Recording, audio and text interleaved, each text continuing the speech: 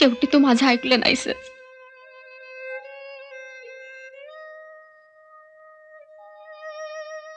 मावशीनं आज समारंभ ठेवलाय मला विकण्याचा.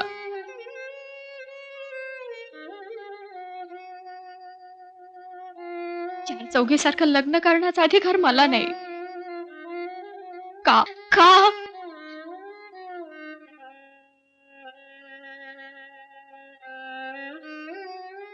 शेवटी तू मावशीच्याच मनासारखं करणार आहेस.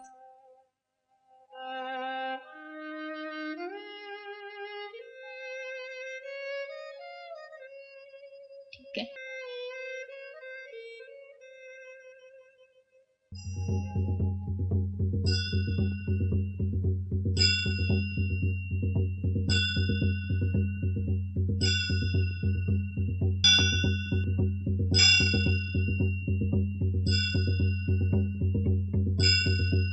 अगो कितलो गो उशीर.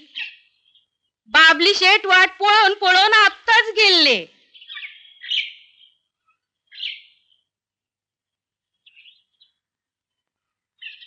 अगो बघतेस की ते तुझ्यासाठी हाडलेनी हे बाबली शेठनी. हो नशीब काढलंस गो पोरी, नशीब काढलेस. सगळ्या भावनी जळल्यो पटकीली मेल्यांच्या. अगो यजमान पण यजमान मिळलो तुका. मावशी मावशी मला हे नकोय. काय नको.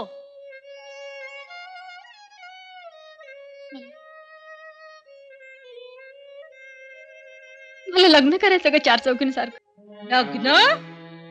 अगो भाविणीच्या दातीला बट्टा लावशील. कोप होईल गो पोरी कोप. केव्हा हे पाया पड पाया.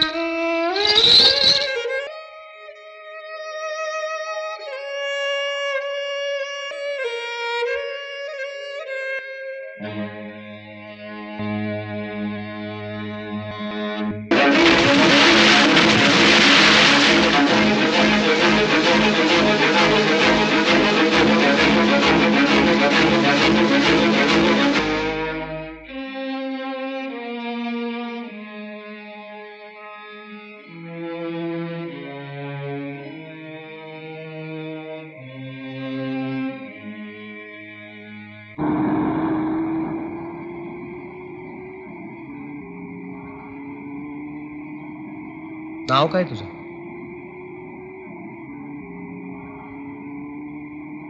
कमल.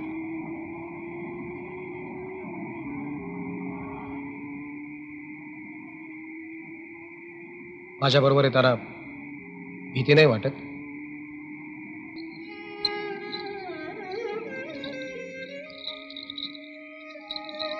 मरायला निघाली होती मी. मला कसली आली भीती. तू विचारलं नाहीस तरी तुझ्या मनात घोळणारा प्रश्न कळलाय मला. मी तुला कुठे घेऊन निघालोय? कुठं का नाही ना. फक्त मावशीकडे नेऊ नका इतकंच.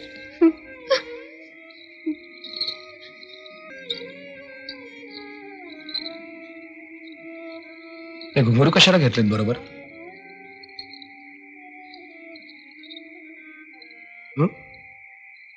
हे देव आहेत माझे. म्हणजे तू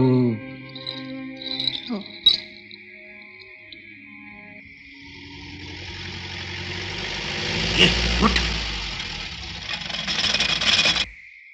धनी.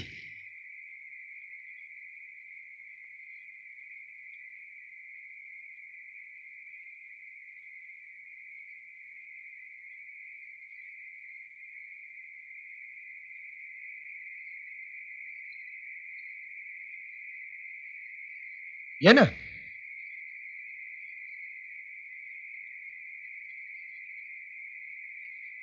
धनी, शिकार भेटली?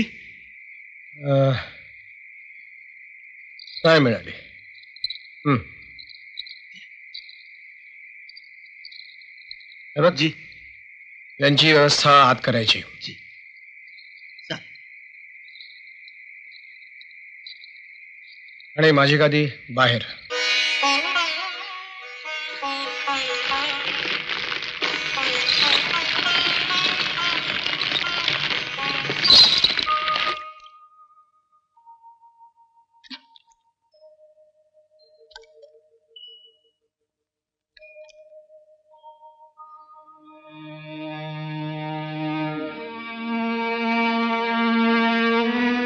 कमल,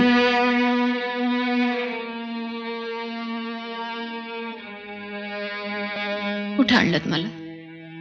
कमल,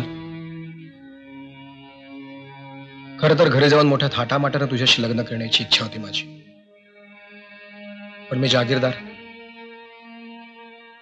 परंपरेच्या चौकटी पाळणाऱ्या एका संस्थांचा वतनदार. आज त्या चौकटीत तू बसत नाहीस आणि मलाही त्या चौकटी तोडता येत नाहीत. त्या चौकटी एक दिवस तुला स्वीकारतील, पण तोपर्यंत कोणत्या विश्वासावर जगणार आहेस तू? कमल, हे हार प्रतीक आहेत आपल्या विश्वासाचे, आणि हे मंदिर साक्षीदार आहे आपल्या लग्नाचं.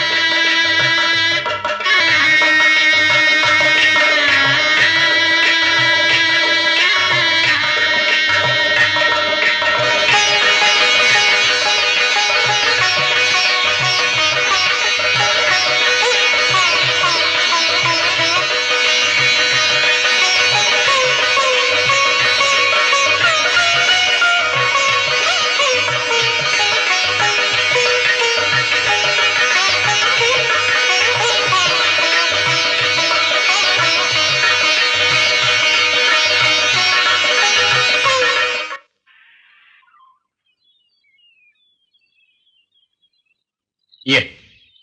अहो, आपले हार राहिलेत ना लग्नाचे जीप मध्ये. कारभारी, नमस्कार. हार काळू आणेल. चल तू.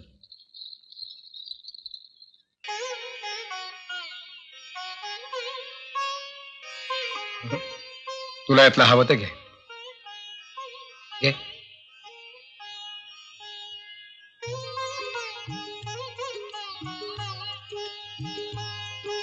मला फक्त इतकंच पुरे.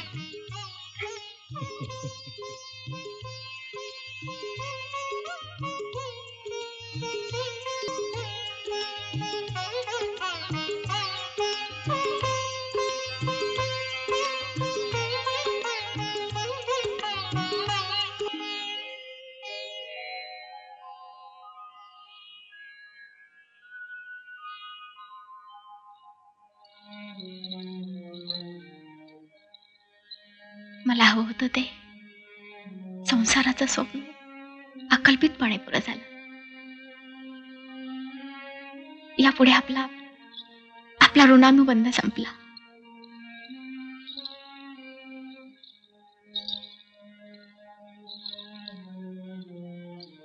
या तुळशी समोर ठेवते तुम्हाला. यापुढे रोज दोघांची पूजा करेन.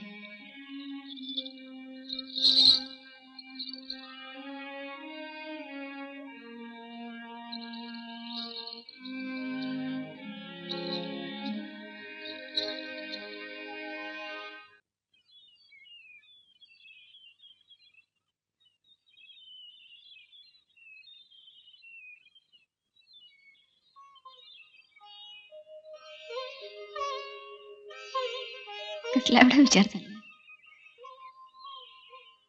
तुझाच तुझाच माझ्यावर विश्वास ठेवून तू इथं आलीस. म्हणून तर हे घर मिळालं.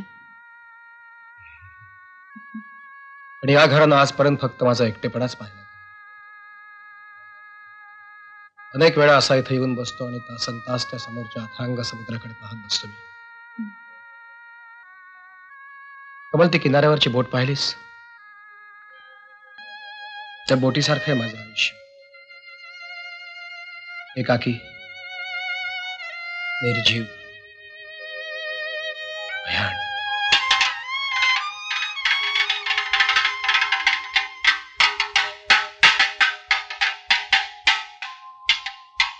कोण आहे ती? एक वेडी आहे. हो, ही वेडी, मी आणि ही बोट सारखेच दुर्दैव. हीच ती बोट कमल, जी स्वतः उद्ध्वस्त झाली आणि अनेकांचं आयुष्य उद्ध्वस्त करून गेली. ही वेडी बिचारी लग्न करून याच बोटीने निघाली होती प्रवासाला. कदाचित मधुचंद्राला.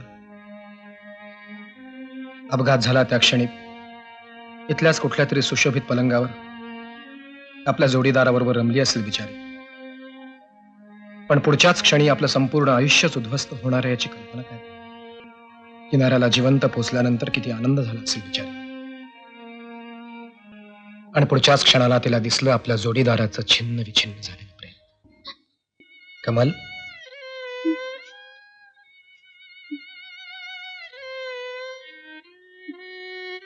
काय झालं? मग तुझ्या डोळ्यात पाणी? ए, आता असं रडायचं नाही. हे बघ, तुझं दुर्दैव संपलंय आता. आता यापुढे तू फक्त हसायचंस. हसणार ना? हसणार ना?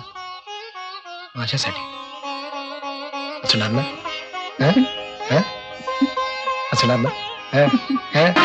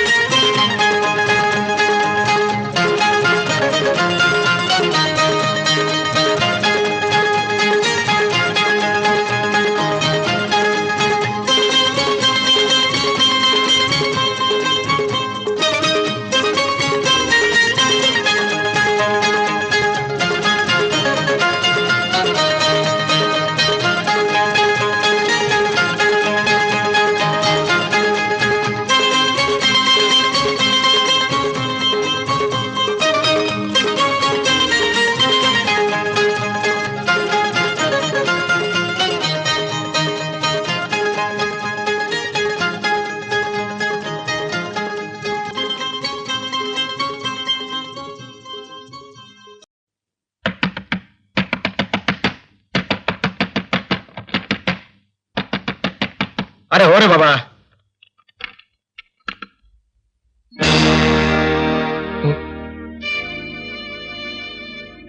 तिकडे काय पाहताय? काय नाही. तुमचे इमानी राखणदार.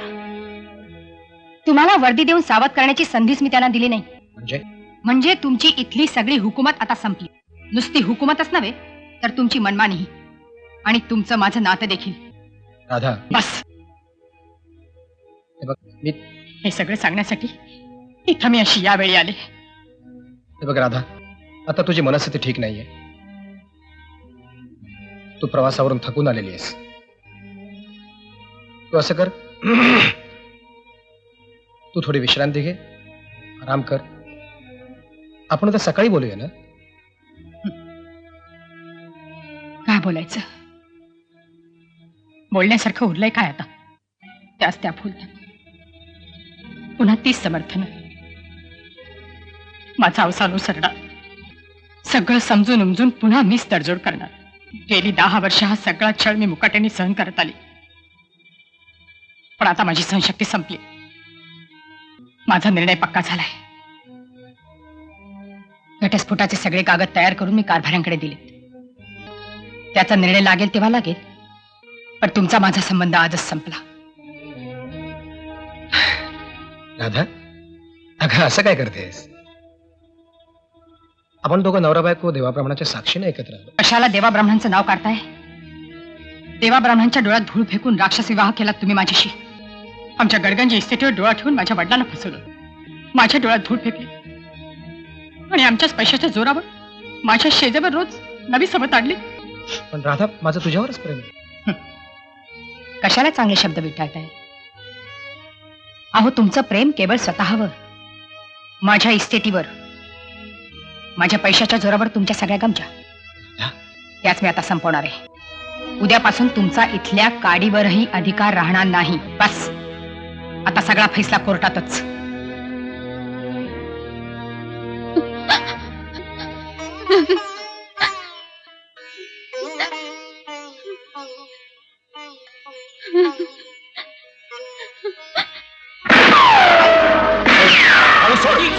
बंदूक सोड, मला मारायचं. काय सांगतो ऐका. मला धनी, सोड. धनी माझी सोड, सोड. काळू. नाही, काळू, बंदूक नाही, सोड. धनी, मी नाही करू मला सांगायचं नाही. सोड, सोड तू. मला मारायचं.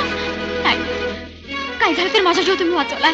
मी मारू देणार नाही तुम्हाला. अशी नाही, सोडा म्हणते ना. जा तुम्ही.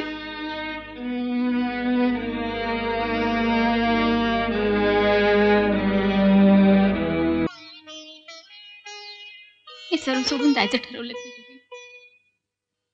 जा. पण मी एकटं नाही जाऊ देणार तुम्हाला. मी येते ना तुमच्या बरोबर. मी तुम्ही जाल तिकडे येते. मी येते तुमच्या बरोबर.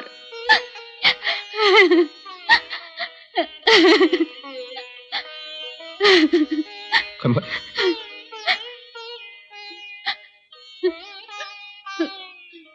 चल चल वर चल.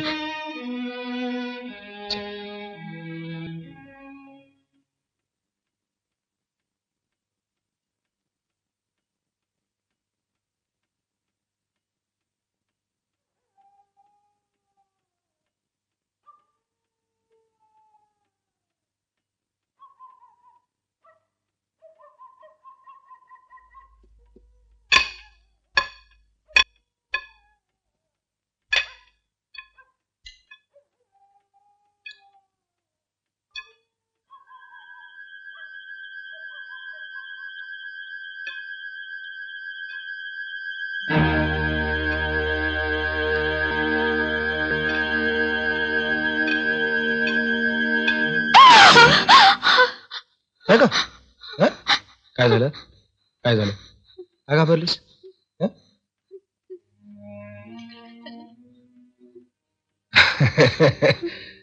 अगं ते काळू बाळू आहेत ना, त्यांना कोणीतरी सांगितलं की रात्री आंब्याची कलम लावली की खूप आंबे येतात म्हणून.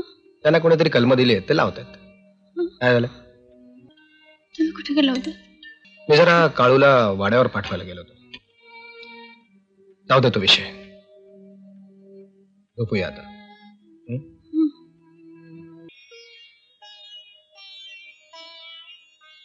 ओम ह्रीम क्लीम. सरकार, उत्साह आहे आजच्याला काली मातेचा अवतान द्यायला आलो होतो. हा, पण मी आज गावाला चाललोय. आपल्या बगर उत्साह घडलाय का कधी असं जागीरदार साहेब? आपण यायलाच पाहिजे. कोण आहे ते माणसं? अगं, हे आदिवासी आहेत. हा, इथून जवळच त्यांची वस्ती आहे. असं ही मंडळी दरवर्षी या महिन्यामध्ये अमावस्येला काली मातेचा उत्सव साजरा करतात. तर ती निमंत्रण द्यायला आली आहेत. मग जाऊया ना आपण उत्सवाला. पण कमल, आज आपल्याला गावाला जायचंय. उत्सवानंतर जाऊ. बर मी आल्याचं पूजा करू. बर, ठीक आहे, आम्ही दोघंही येऊ.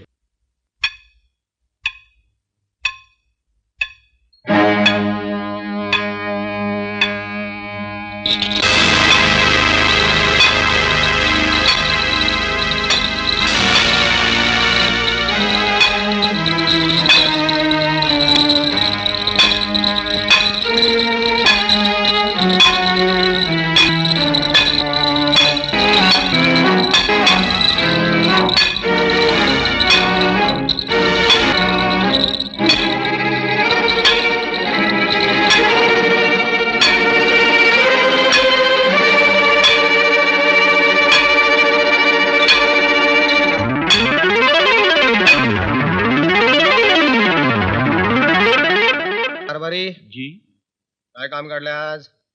रावसाहेब, रात्रीपासून बाईसाहेब वाड्यावर आले नाही. आम्हाला काय सांगताय? कारभारी, आम्ही कधीही बाईसाहेबांच्या कारभारात लक्ष देत नाही.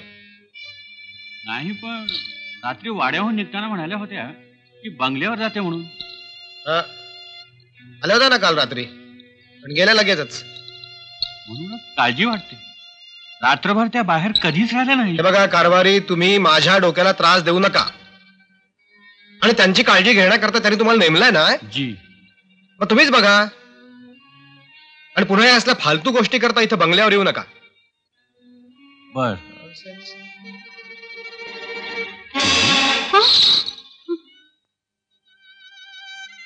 तुम्ही काय म्हणाला? नाही, नाही.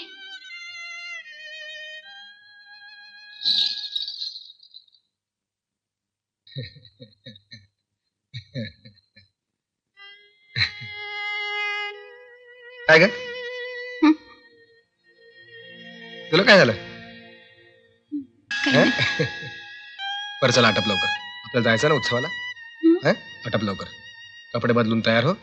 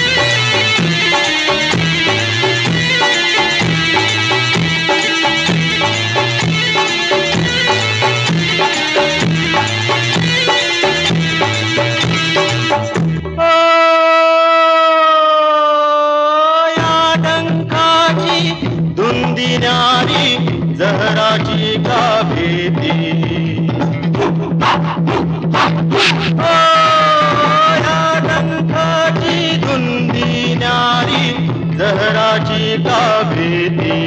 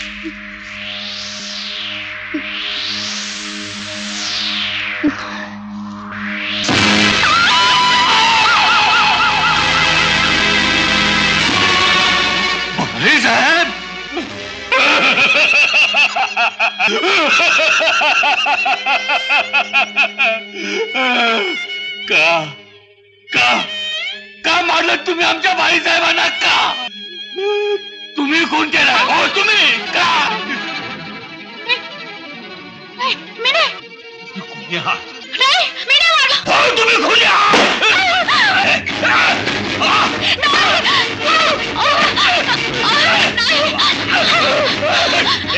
मला मारू नको.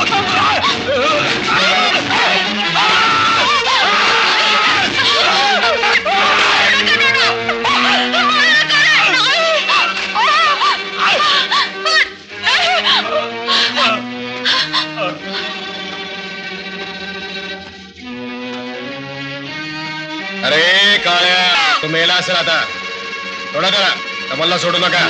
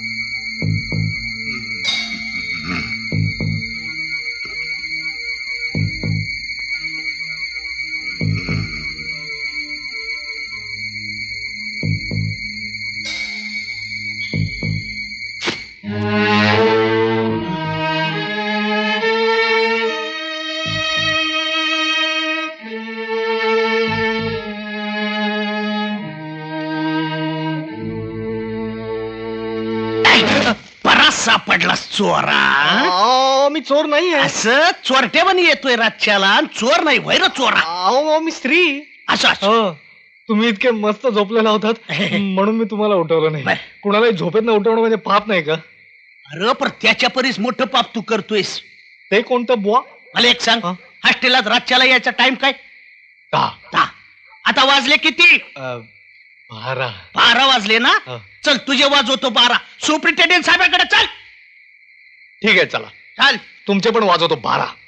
म्हणजे का म्हणून? का म्हणून? ड्युटीवर झोपता काय? जाऊ दे, चला. द्याचं काय? नाही चला. काय झालं? नाही नाही मला मारू नकोस. नाही मला मारू.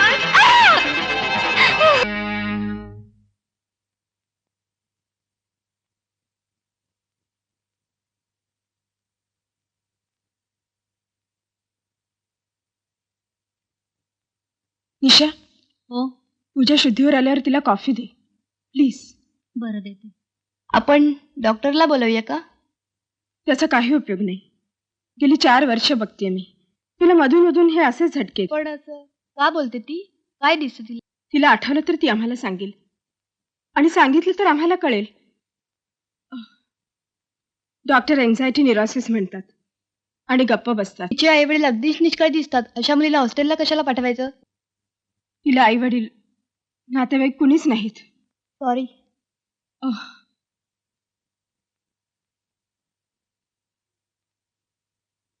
तू इथं का आलास?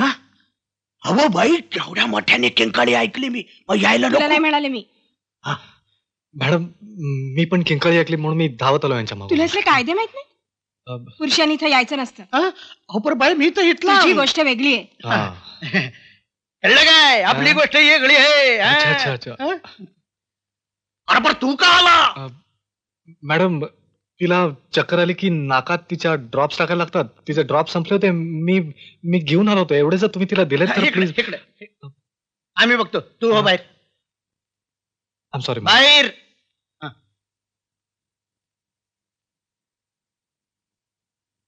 काल रात्री पुन्हा तोच प्रकार. नेहमीप्रमाणे इतरांकडूनच कळून मला काहीच आठवत नाही. लाज वाटते स्वतःची. हे वेडाचे झटके तर नाही की चौकीदार म्हणतो अगं ए पूजा, त्याप्रमाणे. आटपलं की नाही तुझं डायरी लिहिणं? हो काय? काही लागलं सवरलं तर मला कळवायचं. हा घे पत्ता आणि हे प्रेझेंट माझी आठवण म्हणून. अगं घे ना. थँक्यू. आणि विसरू नकोस, तुझ्यावर जीव टाकणारी तुझी कोणीतरी एक वेडी मैत्रीण आहे. कसं विसरणार? 4 वर्ष आपण एकत्र राहिलो. खूप सांभाळलं तुम्हाला. तुझे आली का पुन्हा तुझी उपकाराची भाषा? चुकले. निघते मी.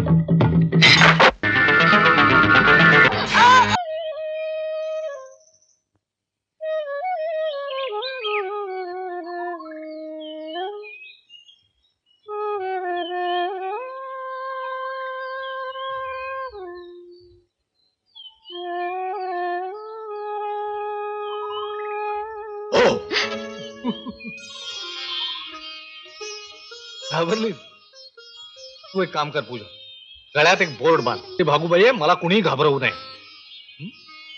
तुला हसता वगैरे येतं की नाही? का थट्टा करतोस तू माझी? कारण तू थट्टा करण्यासारखी वागतेस म्हणून. माझी थट्टा करण्यात तुला आनंद मिळतो हो, भरपूर. म्हणूनच तशी वागते मी. थट्टाच जर करायची असेल ना, गावाकडे सुद्धा खूप चांगल्या चांगल्या मुली आहेत.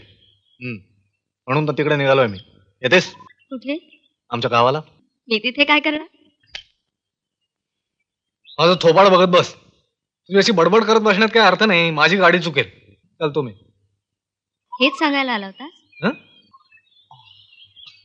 विसरलोच की. खरं म्हणजे मी तुला पेपर द्यायला आलो होतो. यात एक जाहिरात आहे, शिक्षिका पाहिजे. बघ प्रयत्न करून. चालतो मी.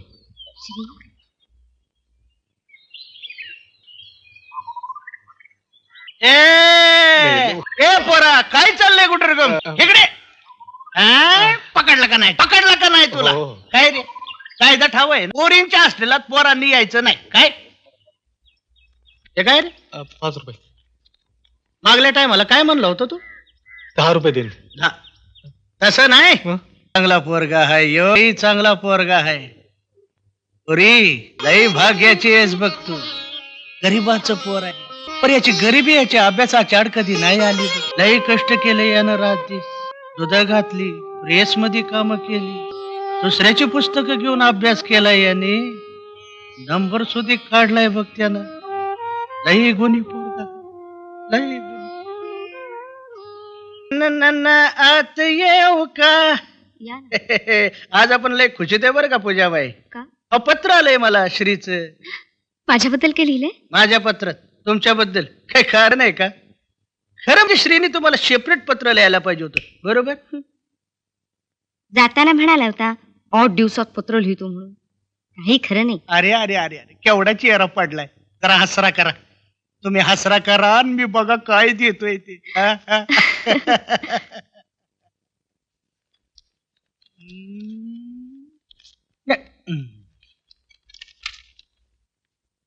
माझ्याबद्दल काही लिहलंय? नाही.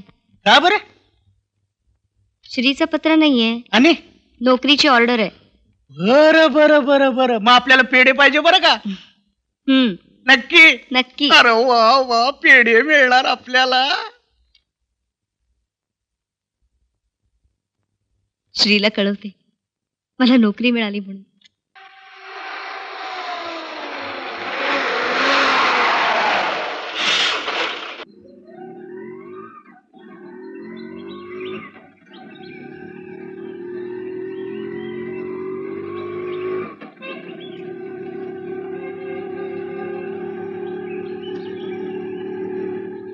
हो मास्तरीन बाय, काय? यात पॅसेंजर घेऊ का? घ्या. मास्तरीन बाय, हे बी मास्तर आहे ती बरं का, आपल्या साळत. अव या. अरे श्री, तू इथे? अगं, मला या गावात नोकरी मिळाली आहे. खरंच? मला सुद्धा या गावात नोकरी मिळाली. अरे वा. अरे रिक्षा, ए रिक्षावाला. अगं जाऊ दे, काळजी नको करूस. अरे पण माझं सामान आहे त्यात. छोटस गाव आहे, तो सामान आणून टाकेल माझ्या खोलीवर. बा. ए, इथे कोणी ओळखीचं आहे तुझ्या? का म्हणजे काय?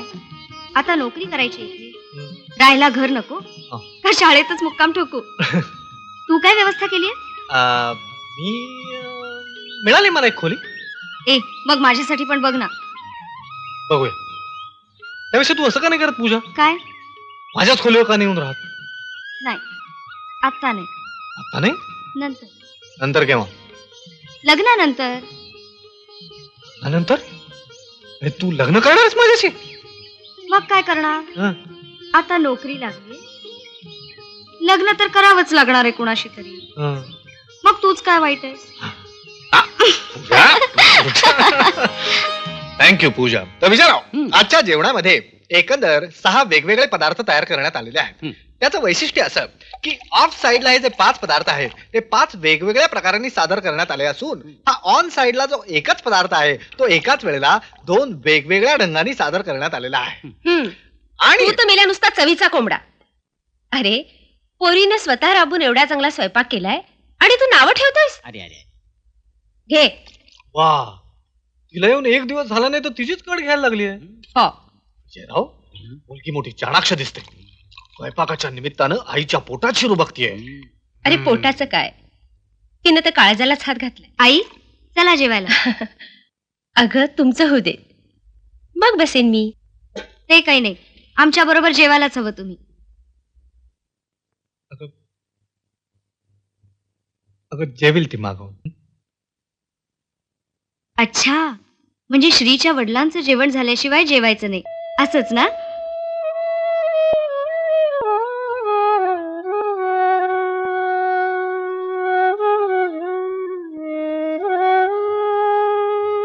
पुण्या मुंबई सारखं नाही 3 शिफ्ट मध्ये शाळा. आपली 10 ते 5 आणि मग आपली दोघांची शाळा. या मासरीनबाई या.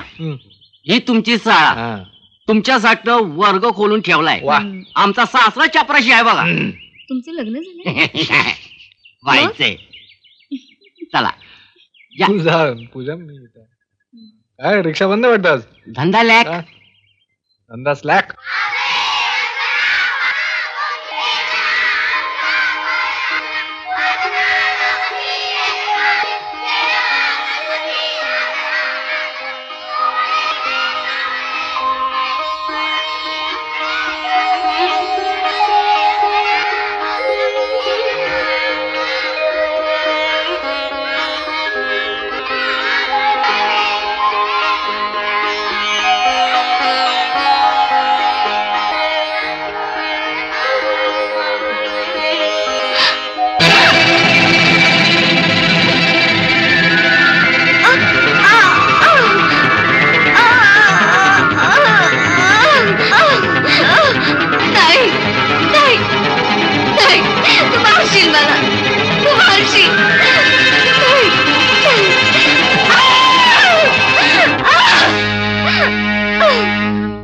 पूजा, पूजा,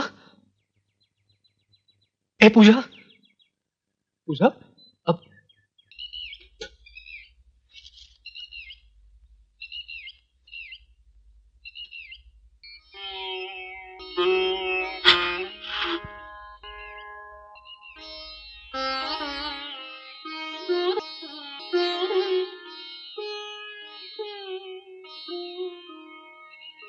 आई, ते जेवण कोणासाठी ठेवलंय? सांगेन कधीतरी. कुणाला नाही सांगितलं तरी तुला नक्की सांगेन. आई, माझं काही चुकलं का? मी काहीतरी बोलून जाते. दुपारी जेवताना मी बोलल्याबरोबर सगळे गप्प झाले. माझ्या बोलण्यात काही चूक झाली का? नाही ग बेटा, नाही. तुझं काही चुकलं नाही. तू मनाला लावून घेऊ नकोस. चला. श्री, काय ग आई? अरे सारखा वाचत काय बसलायस? हिच्याशी जरा गप्पा मारत जा. सारखी तुझ्या मागत असते, मी काय गप्पा मारणार ती अशी? आणि काय रे, शाळा कधी सुरू होणार आहे तुझी? 8 दिवस आहेत, वेळ आहे. 8 दिवस ना? मग हिला जरा फिरायला तरी घेऊन जात जा.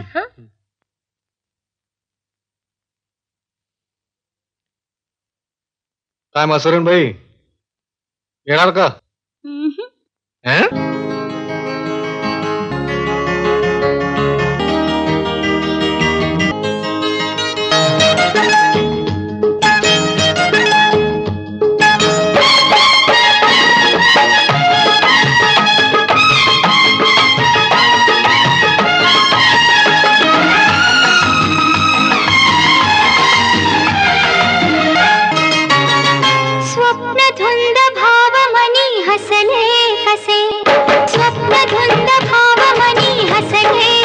गीत प्रीतीचे बहरुनी आले, गीत प्रीतीचे बहरुनी आले.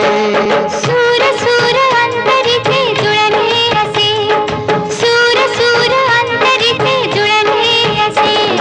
प्रीतीचे बहरुनी आले गीत प्रीतीचे बहरुनी आले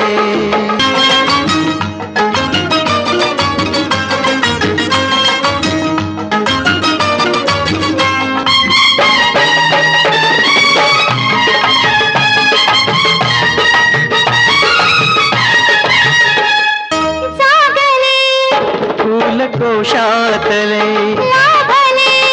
चित्र भासातले कशी सांगू तुला रोज आठवतले कशी सांगू तुला रोज आठवतले हो गुंफले बंध श्वासातले रंगले ऋतू प्राणातले या सुखाच्या क्षणी विश्वभारावले या सुखाच्या क्षणी विश्वभारावले मूर्त तुझी ध्यानी मनी स्वप्नी वसे मूर्त तुझी ध्यानी मनी स्वप्नी वसे गीत प्रीतीचे बहरुनी आले गीत प्रीतीचे बहरुनी आले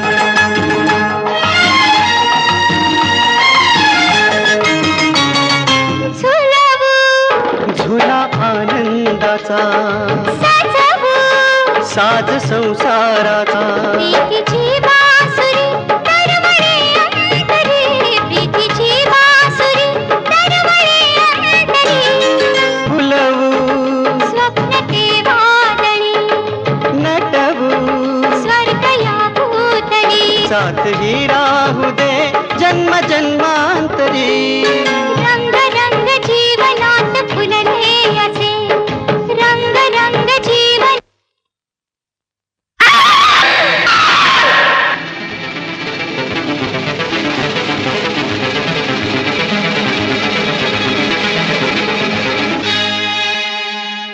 हेच ती बोट कमल जी स्वतः उद्ध्वस्त झाली आणि अनेकांचं आयुष्य उद्ध्वस्त केलं. फार विचित्र असतं माणसाचं आयुष्य. एखाद्या क्षणी त्याचा रोमन रोम फुलून येतो तर दुसऱ्याच क्षणाला सगळ्या फुलण्याचीच मागणी. काय झालं तुझ्या डोळ्यात पाणी? आता असं करायचं नाही. बघ तुझं दुर्दैव संपलंय. आता यापुढे तू फक्त हसायचं. पूजा पूजा ती वेळी कुठे कुठे आहे ती? तुम्ही मला सांगितलं होतं ती आपल्या नवऱ्याची वाट पाहत होती जन्मभर. मी पण थांबले तुमच्यासाठी इथं या बोटीवर. तुम्ही म्हणाला होता आता रडायचं नाही, हसायचं, फक्त हसायचं माझ्यासाठी. बघा मी हसते, मी हसते.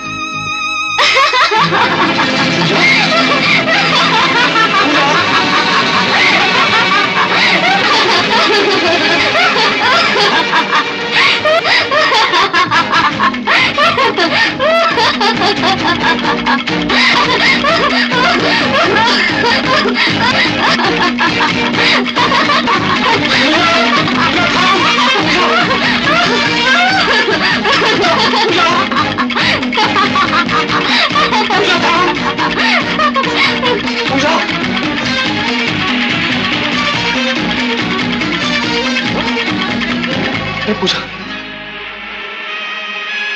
पूजा पूजा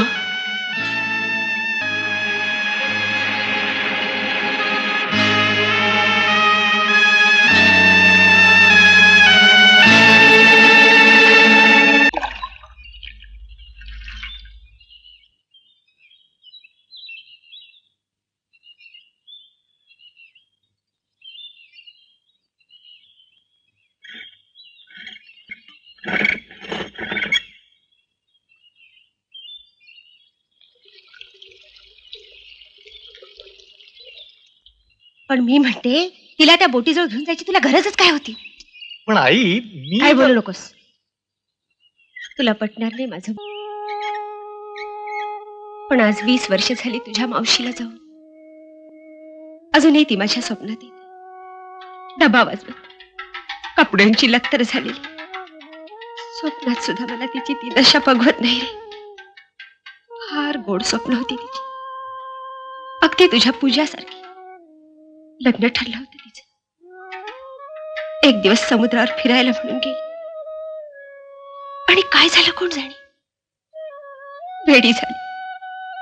स्वतःच्याच कपड्यांच्या चिंध्या फाडत गावभर हिंडू लागली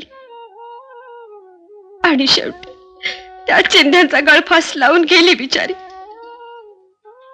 तिच्याच भूतानं पछाडले पूजाला, तिच्याच भूतानं पछाडले. तुला 1000 वेळा सांगितलं आई, भूतागीतावर माझा अजिबात विश्वास नाही. पण मी म्हणतो का नाही, तुम्ही शिकलेली माणसं इथंच तर चुकता. तू गप बसतो का? बसतो ना. पण ते पूजाताईंना भेटलेला भूत पळल का? हा, तर तुम्हीच सांगा मावशी. नाही ना? तर सांगायची गोष्ट अशी की आमचा एक काका होता, एकदम पैलवान, फार मात. अहो, त्यानं खूप कुस्त्या मारल्या. मुंबई, कोल्हापूर, दिल्ली, लंडन. की आमच्या काकावर एक पोरगी भापली. कोणावर? काकावर रे. तर सांगायची गोष्ट अशी, पोरगी म्हणाली, अहो काका पण खुश झालं, लग्न, एक पोर पण झालं की नाही झालं. अगं मावशी, खरी सांगायची गंमत तर पुढंच आहे. बोल. एक दिवस आमचा काका जेवत होता आणि काकी वाढत होती. आता पेलवानाचं जेवण ते. काका जेवत होता, काकी वाढत जेवत होता, काकी वाढत जेवत होता, काकी वाढत. पैलवानाचं जेवण तर उद्या आधी. तर अचानक पाळण्यातलं पोर रडायला लागलं. आमच्या काकाचा पोरावर लय जीव. काकीला म्हणाला, त्या पोराला अगोदर गप कर. आणि काय आश्चर्याची गोष्ट, बसल्या जागेवरनं काकीनं ढ्याव लांब हात केला 15 फूट आणि आमच्या काकाचं डोळंच पांढरफीट झालं. अरे तुझाच काका तो, अंध्याखाली तयार गडी. तर सांगायची गोष्ट अशी मावशी, एक पोर झाल्यानंतर आमच्या काकाच्या लक्षात आलं आपली बायको भूत होती. म्हणून म्हणतो मास्तर, भूतावर विश्वास ठेवा. बरं मावशी, कवा जायचं देवळात? जाऊ मंगळवारी. तर सांगायची गोष्ट अशी मावशी, की त्या दोघांनी जाऊ दे स्कूटरवर, आपण जाऊया माझ्या रिक्षा.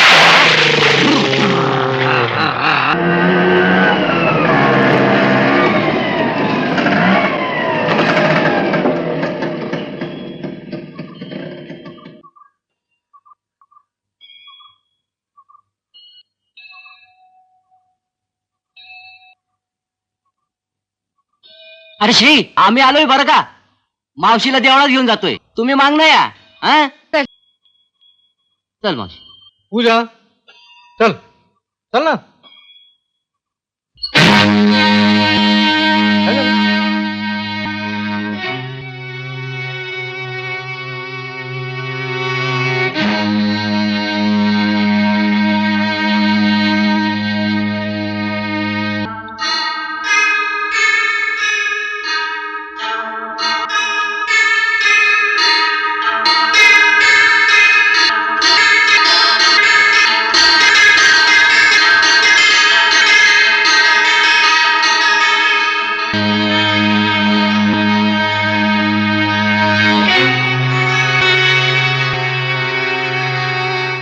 दोघं इथे आलो होतो. इथेच माझं लग्न झालं होतं. त्यांनी माझ्या गळ्यात हार घातला आणि मग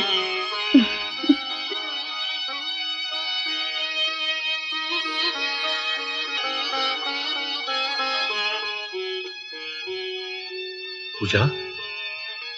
हा, ए पूजा, कोण आहेस तू? कोण आहेस? माझ्या अंगाला हात लावू नको, लावू नकोस मला. सोड मला, मी दुसऱ्याची पत्नी आहे. माझ्या अंगाला हात लावू नकोस. सोड मला, सोड. माझं लग्न झालंय.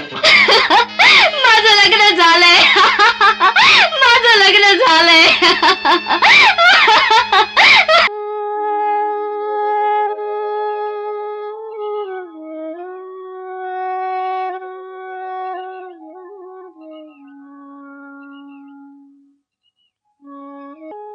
खरं सांग मला पूजा, कोण आहे तो माणूस? कोणाशी झालं होतं तुझं लग्न? हे पूजा. माझं लग्न? हा, अगं सकाळी तूच तर म्हणालीस ना माझं लग्न झालंय म्हणून. हो तू.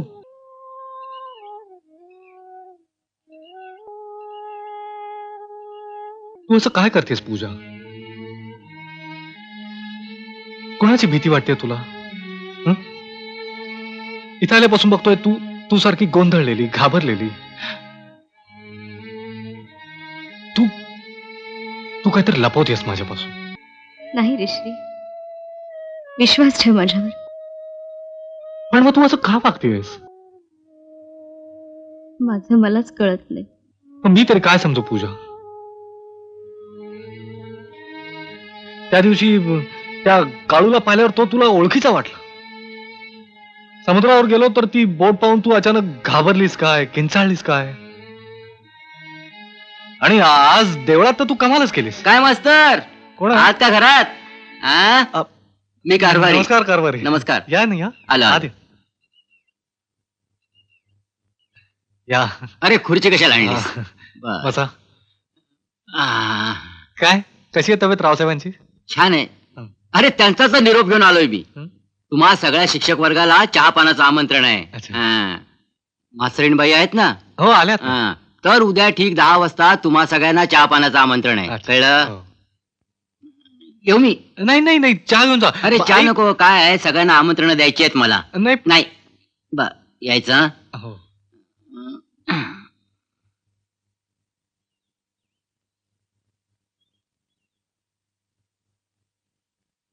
पूजा बाहेर आहे ना. काय? कोण आलं होतं माहितीये? रावसाहेबांचे कारभारी. उद्या आपल्याला रावसाहेबांनी चहाला बोलवलंय सकाळी 10 वाजता. मी नाही आले तर नाही का चालणार? हे काय वेळी आहेस काय? अगं रावसाहेबांना काय वाटेल? श्री पण हे सगळं डोक्यातून काढून टाक बघू. हे पूजा, गावातून एक चक्कर मारून येऊया. हं? चल.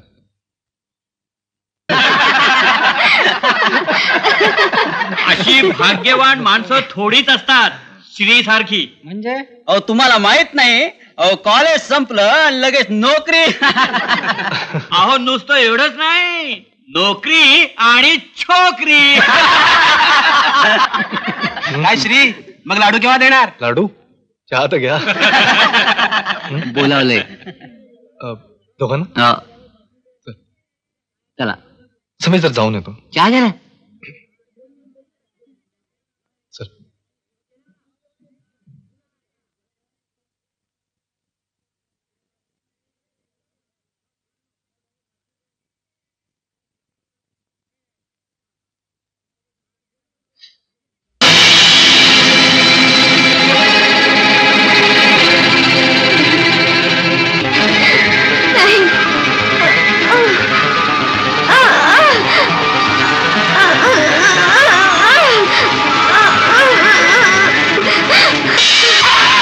तुम्ही खून केलात आमच्या बाईसाहेबांचा.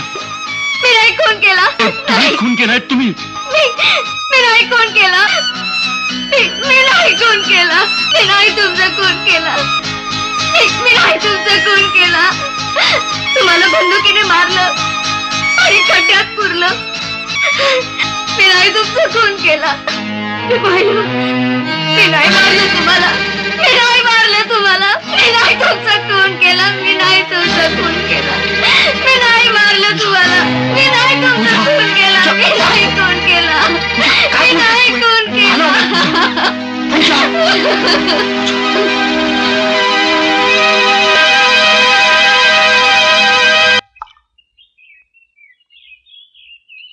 अरे पण श्री, आता विचार करून त्याचा काय उपयोग आहे का? जे घडायचं होतं ते घडलं. फार तर जाऊन रावसाहेबांची क्षमा माग तिच्या वतीनं. क्षमा तरी कुठल्या तोंडाने मागू आई? माझी मलाच लाज वाटते. केवळ माझ्या शब्दाखातर त्यांनी पूजालाही नोकरी दिली आणि तिनं कल्पना सुद्धा करवत नाही आई. किती किती यातना झाल्या असतील त्या देव माणसाला. श्री, पण जाणून बुजून ती तसं काही बोललीये का? ना त्रास व्हायचा तो झालाच ना. एव्हाना गावभर पसरली असेल ही बातमी. काय नाही, लोकांच्या थट्टेचा विषय झालोय मी.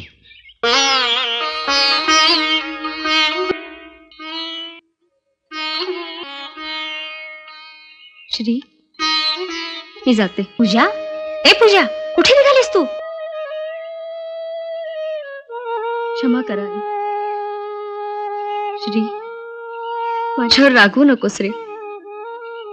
पण माझं मलाच कळत नाही मी अशी का वागते, काय काय बोलते.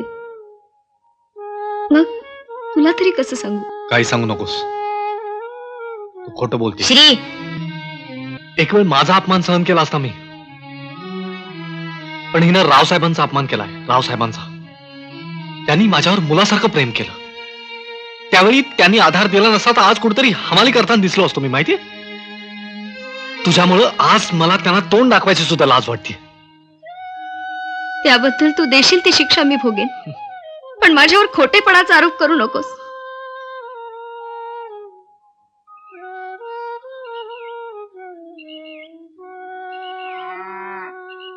थांब पूजा, मी येते तुझ्या बरोबर. आई, श्री, तू इतक्या दुबळ्या मनाचा असशील असं वाटलं नव्हतं मला. अरे, तुझं प्रेम आहे ना तिच्यावर? त्याशिवाय का रावसाहेबांना सांगून तिला इथं नोकरी द्यायला लावली मी? मग आज अजाणतेपणी बिचारीकडनं चूक घडली तर वाऱ्यावर सोडून देणारेस तिला? आई, आई, मी तिला जा म्हणलेलं नाहीये. पण अडवलं सुद्धा नाहीस. अरे, इतकं दुबळं असतं का रे माणसाचं प्रेम? संकटाच्या वेळी ओळख सुद्धा विसरणार. तुझ्या वडिलांशी माझं लग्न झालं. फक्त 5च वर्ष संसार केला आणि ते वेडे झाले. पण आजपर्यंत त्यांच्याच नावानं कुंकू लावतेय ना मी. आई, क्षमा कर.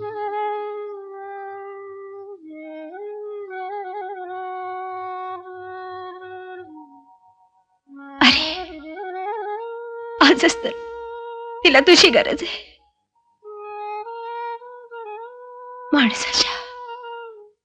माणसाच्या गुणांवर कुणीही प्रेम करत, पण त्याच्या दोषांवर प्रेम करतो तोच खरा माणूस.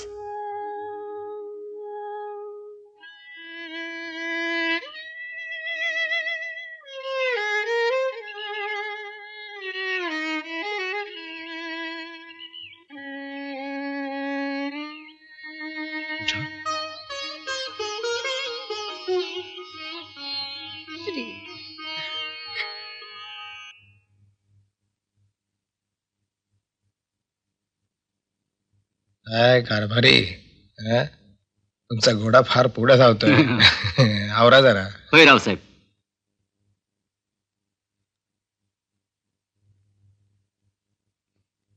अरे, तू असा उदास का? ये. अरे, ये ना, ये. बस.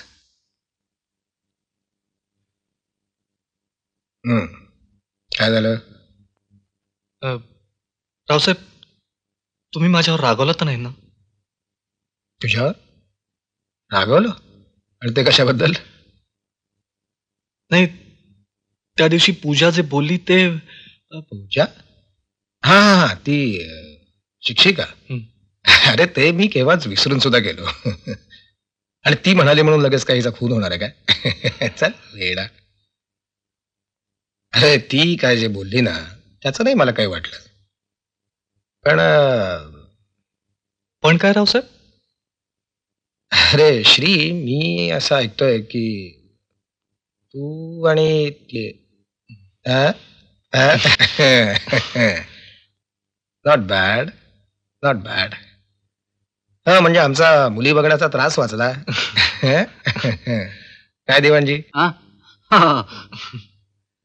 पण मग तू त्या मुलीचा पत्ता सांग, म्हणजे आपल्याला तिच्या आई वडिलांना बोलावून घेता येईल. मग एकदम मुहूर्तच काढायला सांगतो. नाही नाही, ती अनाथ आहे रावसाहेब. तिला कोणी नाही या जगात. एका अनाथ आश्रमात वाढली ती.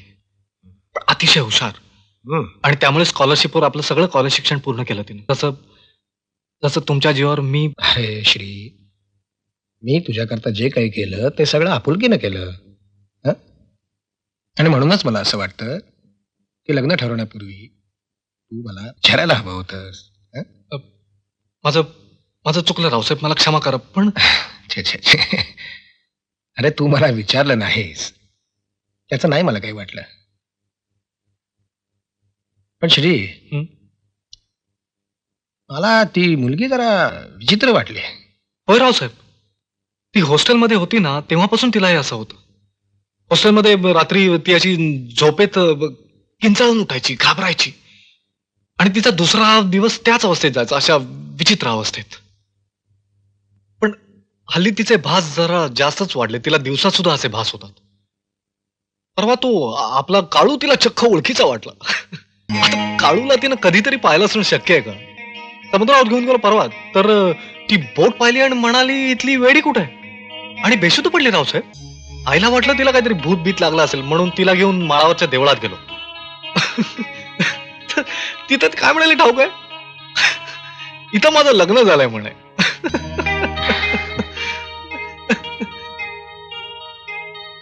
Well, it's very strange.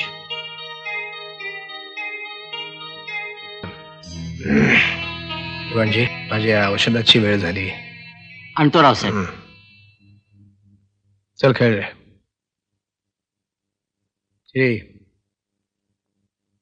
हे अरे खेळ ना. हो.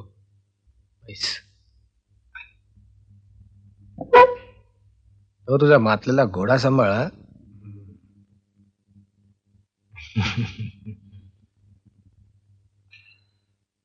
चेक.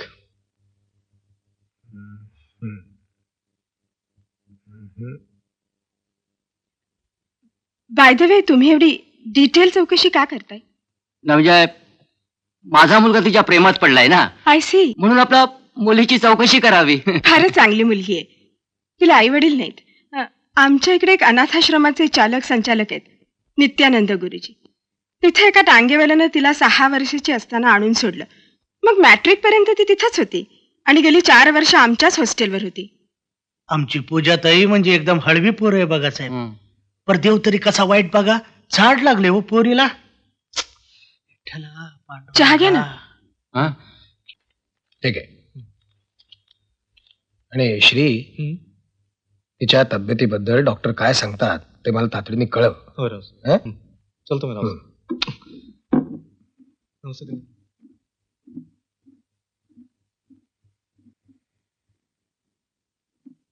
श्रीकांतनं सांगितलेली माहिती अगदी बरोबरच आहे. ती खरोखरच अनाथ मुलगी आहे. या सगळ्या गोष्टी तिला कशा कळल्या? त्याचा आता विचार करण्याची काय गरज आहे? तिला चिरडायला कितीसा वेळ लागणार आहे? मूर्खात. सीआयडी पैकी असेल तर तिचे केसरी धक्का लागला तर सगळं पोलीस डिपार्टमेंट आपल्या पाठीमागे लागेल.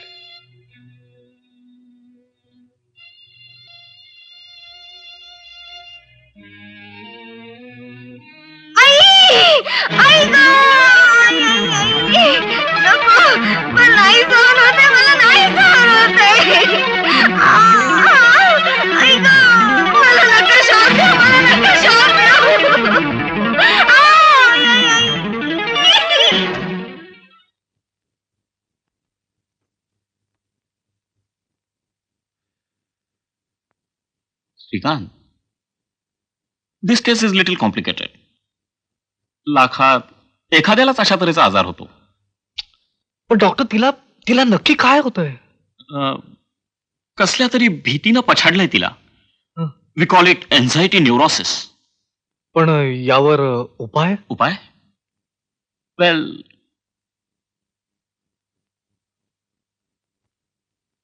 तुम्हाला एक हिताचा सल्ला देऊ? तुम्ही रागावणार तर नाही? No no no, please go ahead. एक डॉक्टर म्हणून नाही, पण एक मित्र म्हणून तुम्हाला सल्ला देतोय, आणि तेही केवळ तुम्ही रावसाहेबांकडून आलात म्हणून. श्रीकांत, मी मगाशीच तुम्हाला म्हणालो की लाखात एखाद्यालाच अशा तऱ्हेचा आजार होतो, आणि त्यामुळे तो तितकाच भयंकर स्वरूपाचा असतो. आणि तुम्हाला सांगतो की अशा तऱ्हेची माणसं घरात ठेवणं फार धोक्याचं असतं. अटॅक आल्यावर ही माणसं राहत नाही. They become wild. Doctor? Yes, it's a fact. फ्रॉइडच्या सिद्धांतात अगदी असं स्पष्टपणे म्हटलं आहे की अशा तऱ्हेची माणसं झोपेत सुद्धा जागी असतात, आणि अशा वेळी ती एखादं भयंकर, म्हणजे अगदी भयंकर खुनासारखं कृत्य सुद्धा करू शकतात. तेव्हा शक्यतो अशा मुलीशी लग्न करण्याचा विचार तुम्ही, म्हणजे थँक्यू डॉक्टर.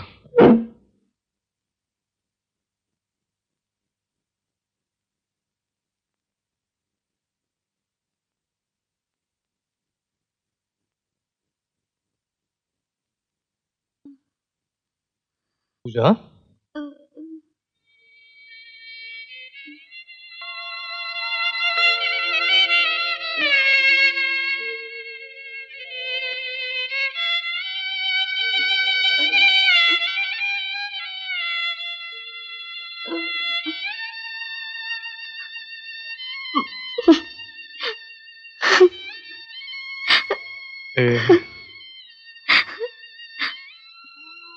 मला पुन्हा इथे आणू नकोस रे. इथे खूप त्रास झाला मला.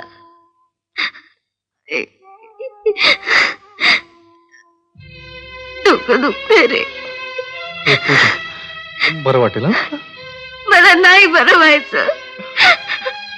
मला मरण दे पण या यातना नको. पूजा हे पूजा बरं वाटेल ना तुला? पूजा पूजा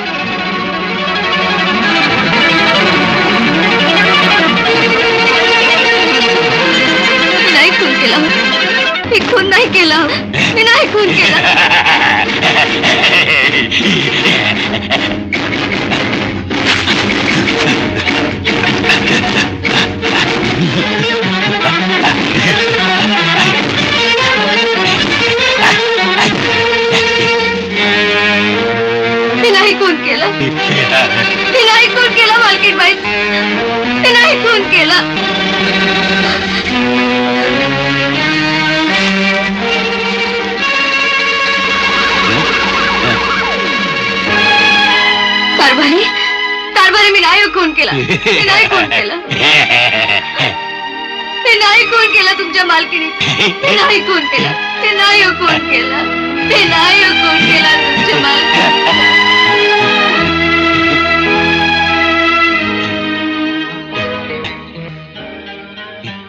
पूजा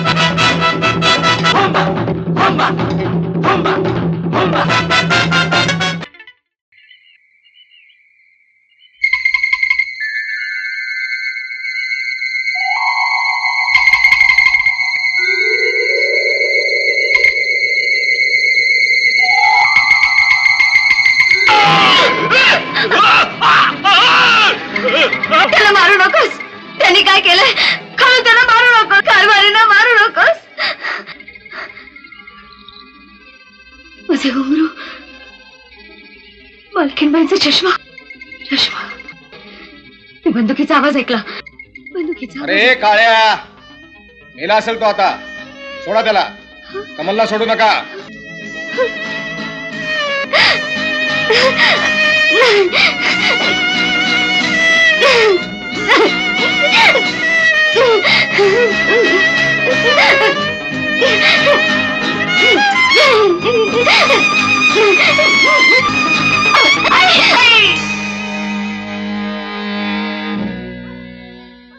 पूजा, पूजा, हे पूजा, आई तिला तिला घरी घेऊन जायला पाहिजे. तू असं कर, हे इथं जे काय पडलं ना ते बरोबर घे.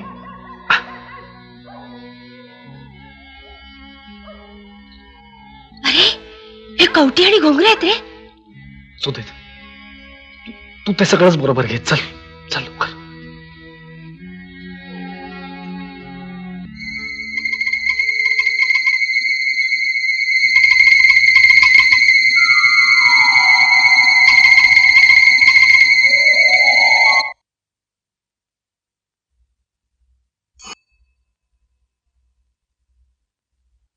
यांना तो सकाळी आणलेला मुर्दा दाखव.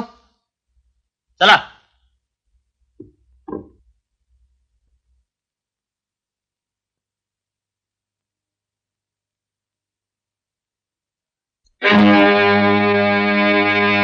कोणीतरी दगडाने चेचून मारलेला दिसतोय. भाई योच तो जालंधर.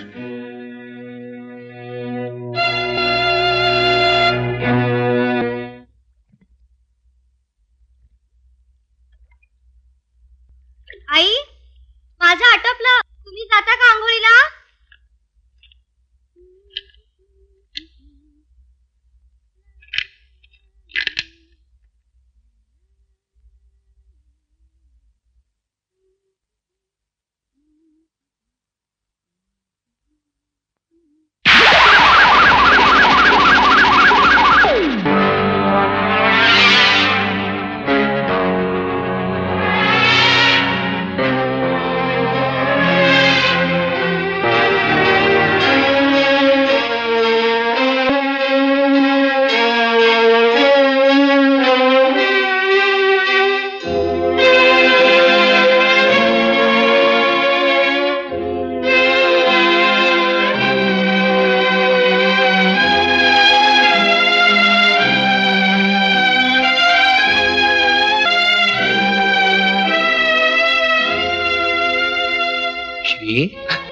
काय करतोस रे? तुझ्या हातात बंदूक? तुला हवी आहे का ती? घेऊन जा अँटिक व्हॅली म्हणून. नको. नाहीतरी मला तिचा आता काहीच उपयोग नाहीये. ती माझ्याबरोबरच म्हातारी झाली बघ. पण ती हातामध्ये असताना कधीही कुठलीही शिकार निसटली नाही माझ्या हातातून.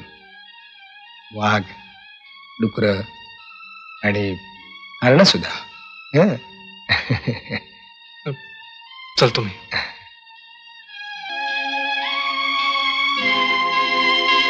मी मानसिंह, सुंदरनगरचा जागीरदार, या अर्जाद्वारे माझ्या पत्नीच्या मृत्यूची नोंद करतो आहे. माझी पत्नी सौभाग्यवती राधा मानसिंह ही तीर्थयात्रा करत असतात तीर्थक्षेत्र काशी इथं गंगा स्नानाला गेली असता गंगेत बुडून मरण पावली.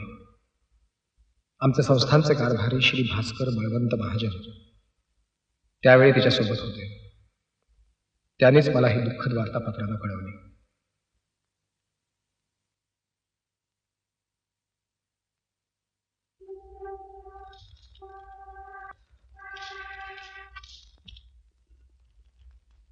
अरे जेव ना. काय झालंय काय तुला? दिवस दिवस घरात नसतोस, रात्र रात्र विचार करत बसतोस आणि जेवणाचं ताट पुढं आलं की लक्ष नसतं तुझं. जेव. आणि हे बघ बाबा, ही कवटी बिवटी घरात ठेवू नकोस. नाही, असल्या वस्तू घरात ठेवीत नाहीत कोणी. बर. ऐक, बाबांचं हे असं कधीपासून झालं? नाही म्हणजे त्यांना पहिला वेडाचा झटका आला, तो कधी आला, कसा आला? तो दिवस सैतानासारखा आला माझ्या आयुष्यात. त्या रात्री ते झोपलेच नाहीत, सारखे तळमळत होते. मी कारण विचारलं तर म्हणाले, बाईसाहेब रात्रीपासून बेपत्ता आहे, कुठे गेल्या काहीच कळत नाही. सकाळी उठून रावसाहेबांच्या कानावर घाला म्हणून त्यांच्या समुद्रकाठच्या वाड्यावर गेले. त्यानंतर ते दिसले, हे बेशुद्ध अवस्थेत, डोक्याला जबर मार लागला होता. खूप सेवा केली, डॉक्टर झाले, वैद्य झाले, हकीम, सगळे काही झाले. त्यानंतर त्यांनी मला कधीच ओळखलं नाही. आई आई मला सांग, राधाबाई गेल्या तेव्हा बाबा त्यांच्याबरोबर तीर्थयात्रेला गेले होते ना? कुणी सांगितलं तुला? नाही, कोणी नाही. पण तुला नक्की आठवतंय बाबा त्यांच्याबरोबर गेले नव्हते म्हणून? नाही रे, निश्चित नाही. हा जत्रेत काढलेला फोटो, तेव्हा की नाही तू 3 वर्षाचा होतास बघ. इतका व्रात्य होतास, इतका खोड्या करायचास, काही विचारू नको. आई, बाबांच्या हस्ताक्षरातली कंप्लेंट बघ. मी सुंदरनगर संस्थानचा कारभारी भास्कर बळवंत महाजन या पत्राद्वारे अशी तक्रार नोंदवतो की सदर संस्थानच्या मालकीनबाई श्रीमती राधाबाई मानसिंहराव जागीरदार या कालपासून बेपत्ता आहेत. बघ, मी म्हटलं नव्हतं तुला, मालकीनबाई बेपत्ता होत्या. त्या रात्री ते रात्रभर झोपले नाहीत बघ.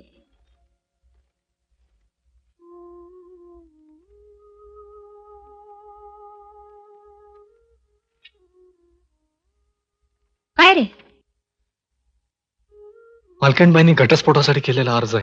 घटस्फोटासाठी घ्यायचं?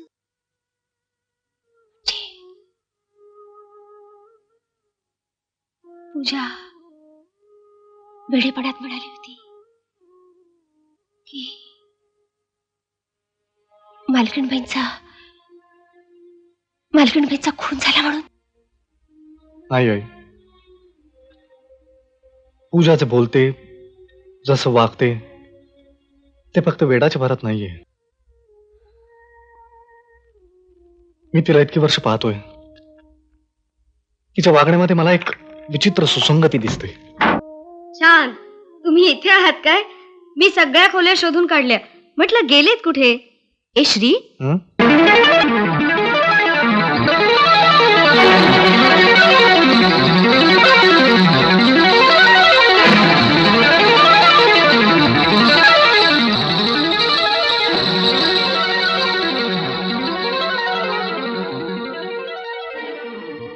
घुंगरांनो,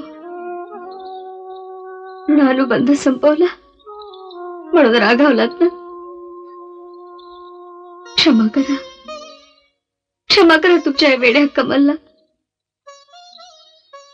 अखेर मी देवदासी. तिनं घुंगरांचा ऋणानुबंध तोडायचा नसतो, मी तोडला. लग्नाची, संसाराची भुलामण पडली होती, पण मी फशी पडले हो, फशी पडले. त्यानं माझा घात केला, मला जीवे मारलं त्या चांडाळानं. रागवू नका माझ्या घुंगरानं, रागवू नका तुमच्या कमलवर. नाही ना रागवणार, नाही ना रागवणार, नाही ना रागवणार. पूजा, पूजा, पूजा, पूजा, किती सहन करावं लागणार या पोरीला देवा. आई, आई,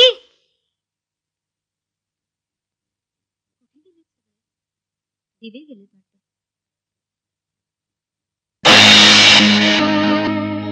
सापडलास? तू मला लग्नाचं वचन दिलंस, माझ्याशी खोटं लग्न लावलंस. त्या रात्री तू आपल्या बायकोला बंदुकीनं मारलंस.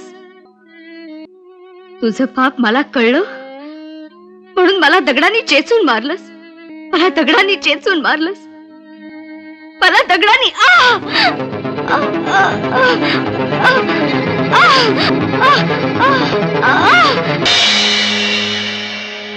कोणी मिळाला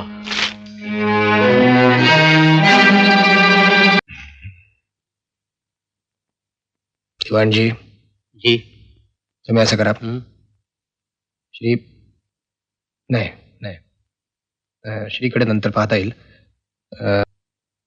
तुम्ही असं करा पूजाला ताब्यात घ्या. पोलिसांचा वेश करून तिच्या घरी जा. पोलीस स्टेशनवर जायचंय असं म्हणून तिला जीपमध्ये घाला आणि सरळ डोंगरावर घेऊन जा. समजलं? हे पूजा चहा कर बो एक कप फर्स्ट क्लास. अरे ते आत्ताच बाहेर गेली, मी देते करून. हा कुठे गेले? पोलिसांची जीप आली होती. फौजदार देशपांडेंनी पोलीस स्टेशन मध्ये बोलवले म्हणे. फौजदार देशपांडे पोलीस स्टेशन? हं. काहीतरीच काय बोलतेस? इतका वेळ मी त्यांच्याच बरोबर होतो, काहीच कसं बोलले नाहीत मला. काय सांगतो? मी जरा जाऊन येतो.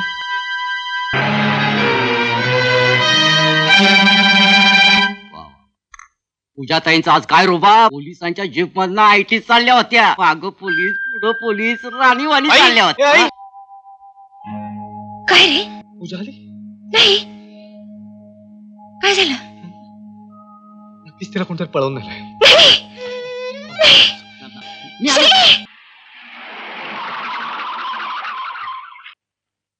काम झालं? हा सरकार, तुम्ही सांगितल्याप्रमाणे घरनं उचलली, डोंगरावरनं फेकली आणि चिंदड्या चिंदड्या झाल्या तिच्या.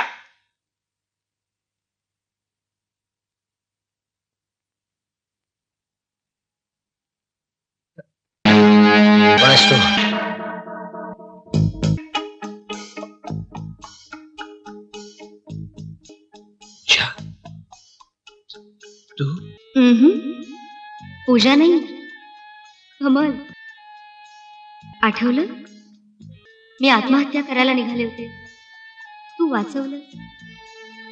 तळ्याजवळच्या देवळाला साक्षी ठेवून लग्न केलं. मग आपण इथे आलो आणि मग आठवलं? आणि मग मध्यरात्री दारावर टकटक झाली. तू दार उघडलंस. दारात तुझी बायको होती. खूप भांडली तुझ्याशी, घटस्फोटाची धमकी दिली. आणि मग तू तुझी बायको गेल्यावर अशीच बंदूक घेतलीस तू, आणि मग तू तिच्या मागे गेला.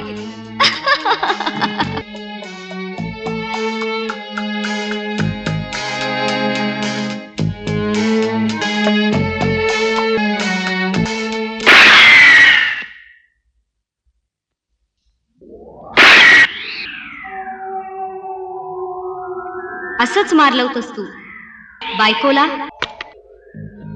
रावसाहेब, रावसाहेब, कुणाला गोळ्या मारताय? तिला.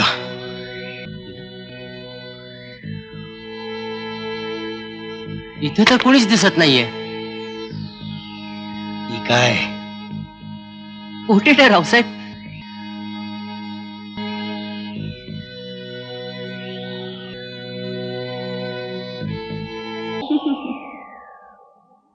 मेलेल्याला परत मारता येतं?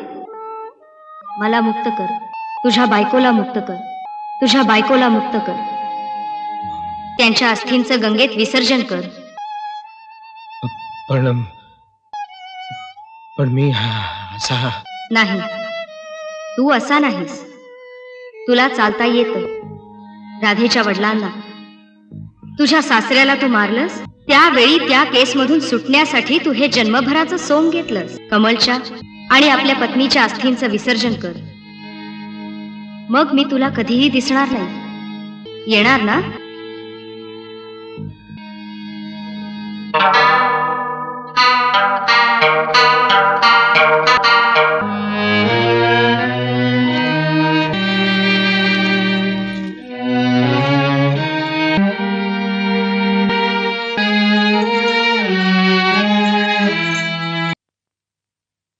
कुठे निघालात रावसाहेब? मी आलोच. माझा वाटा मला वाऱ्यावर टाकून निघालात? नाही दिवाणजी, तुम्ही थांबा, मी आलोच.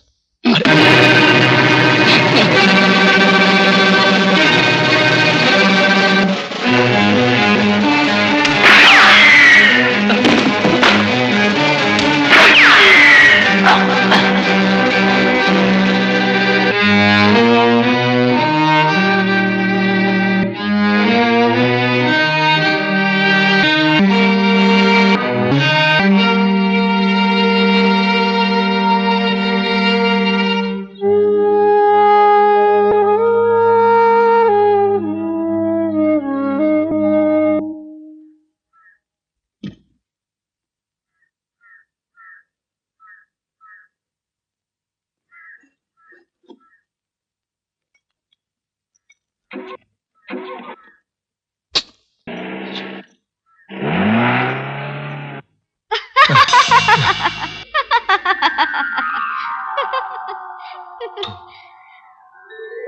सुरू होत नाहीये ना?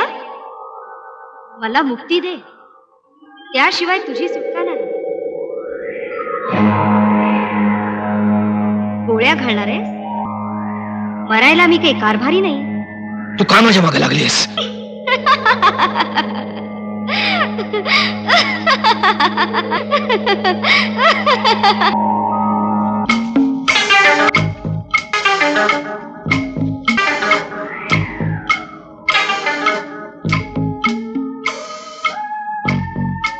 आता हिचे वडील आणि मग कमल.